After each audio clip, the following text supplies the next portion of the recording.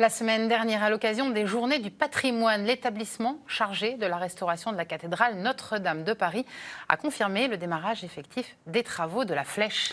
Et bonne nouvelle, l'entreprise Lorraine Lebras Frères, avec 3 autres entreprises, vont mener ce chantier pour couronner cet édifice emblématique. Benoît de Butler et Frédéric Madier.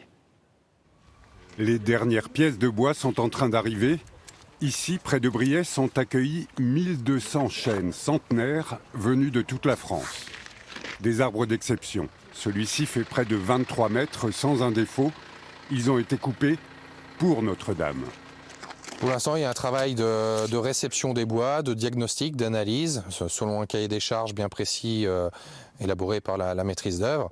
Et ce travail d'analyse est confronté avec les experts de la maîtrise d'ouvrage, justement, pour qu'il y ait le plus grand soin et le plus grand respect qui soit apporté à ces bois qui sont d'origine des dons des particuliers, des collectivités ou des sociétés. Dans quelques semaines, chaque pièce trouvera sa place dans la structure de la flèche. Il faudra tracer, découper, avant d'assembler le puzzle. C'est techniquement très poussé. Ceci dit, c'est des savoir-faire qui sont encore conservés, qu'on pratique toute l'année dans le cadre d'autres monuments historiques. Le défi est aussi humain. Pendant des mois, ces charpentiers, habituellement concurrents, vont travailler ensemble, sous la houlette de l'entreprise Lorraine, désignée pour piloter le chantier. On a beaucoup réfléchi à comment on allait pouvoir relever ce défi.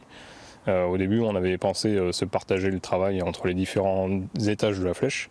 On a vite compris que ce n'était pas gérable et on s'est dit on va travailler comme une seule entreprise, main dans la main, et ça fonctionne. C'était indispensable. Un charpentier monuments historiques, ça ne court pas les rues. C'est 10 ans de formation. Or, ils seront une soixantaine sur ce chantier, le chantier de leur vie.